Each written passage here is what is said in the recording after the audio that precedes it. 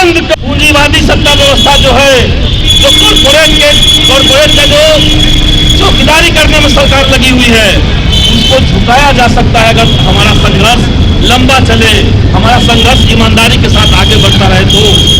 और इसीलिए कृषि आंदोलन से, किसानों के आंदोलन से सबक लेकर के हम तमाम लोग को एकजुट होकर के निजीकरण के खिलाफ एक निर्णायक लड़ाई लड़नी पड़ेगी।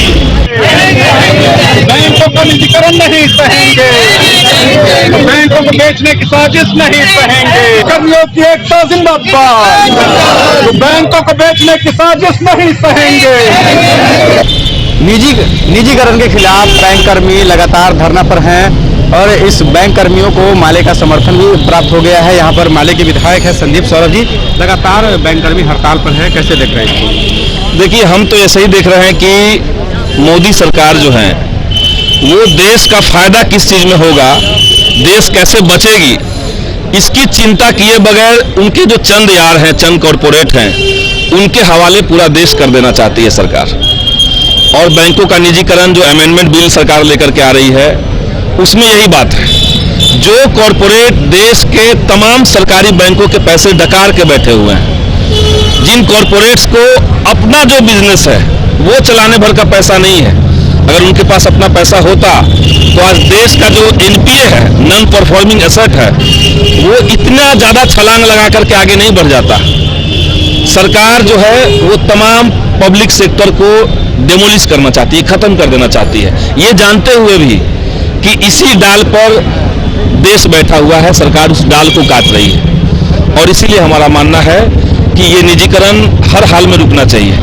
अगर ये निजीकरण नहीं रुकता है तो आप समझिए कि बैंक कर्मियों की नौकरी जो है, उनका सोशल सिक्योरिटी का मामला तो है ही, सोशल सिक्योरिटी के अलावा जो है वो आम जनता जो है, जिनको लेकर के सरकार योजनाएं बनाती है, सरकार उन योजनाओं की घोषणा करती है, अपनी पीठ थपथपाती है, लेकिन वो सारी योजनाएं जो है वो बैंक कर्मचारियों के कंधे पे रखा हुआ होता है। जनधन खाता करोड़ों में खुल गए, कौन उसको चला रहा था?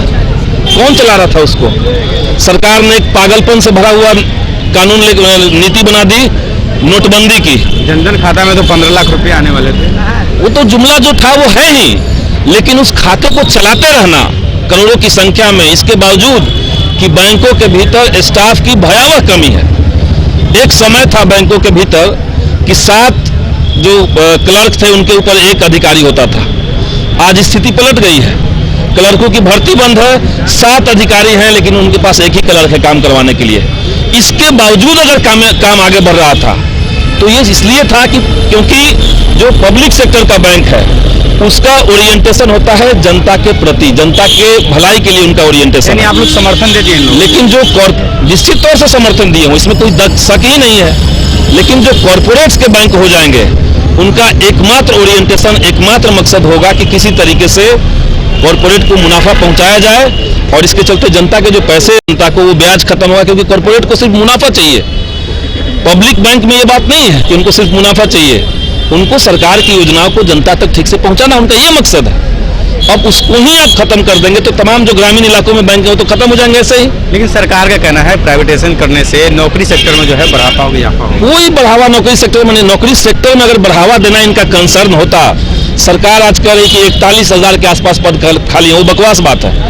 आप पैमाना जो नापे हैं बैंकों के अंदर पद खाली का, उस पैमाने को अगर दुरुस्त कर लिया जाए, 10 साल पुराने जो पैमाने अपनाए गए उनको दुरुस्त कीजिएगा तो 3 लाख से ज्यादा पद आज बैंकों के अंदर खाली हैं।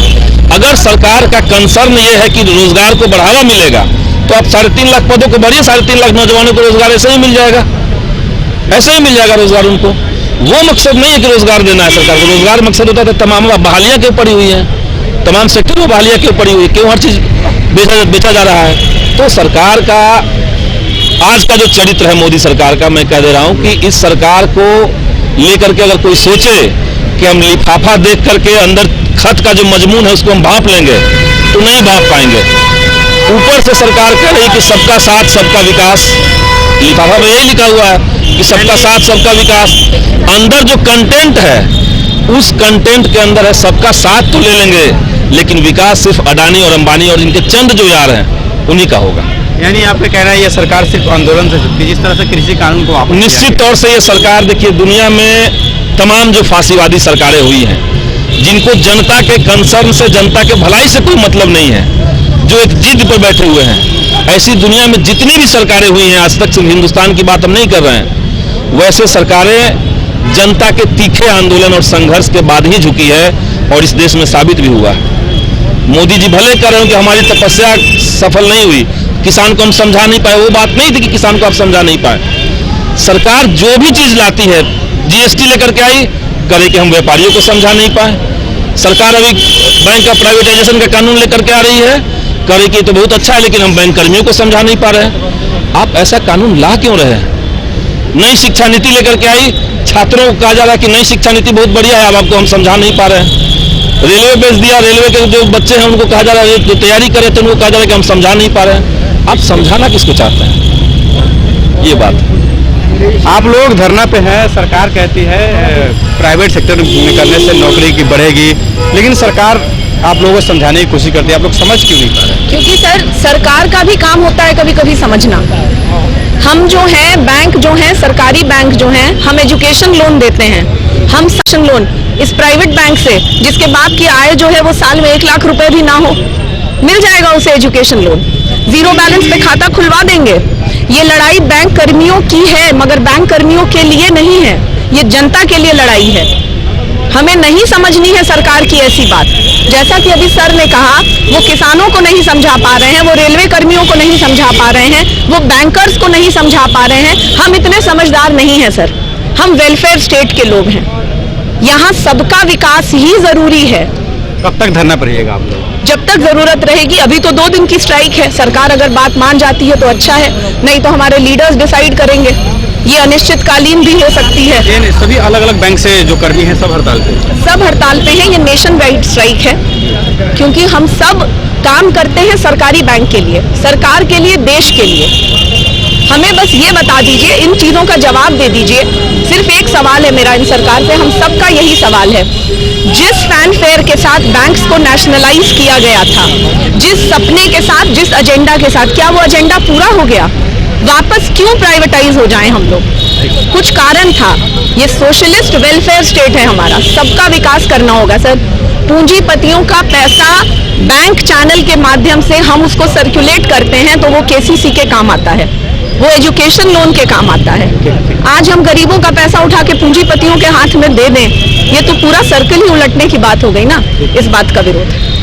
तो यहाँ पर बैंक कर्मी हैं जो हड़ताल पर है, इनका कहना है कि सरकार कोई भी स्कीम लेकर के आती है, कहती है जनता को समझाने के लिए, बैंक कर्मियों को समझाने के लिए, लेकिन सरकार की जो ऐसी नीति है उसको हम लोगों को समझने की जरूरत नहीं है। और 2 दिन के ये हड़ताल पे है और इनका कहना है कि अगर आगे जरूरत पड़ी तो हम इस आंदोलन को और भी आगे ले जाएंगे और ज़्यादा दिन के हड़ताल पर चले जाएंगे। आपकी क्या राय है निजीकरण के खिलाफ? हमें कमेंट बॉक्स में जरूर बताएं।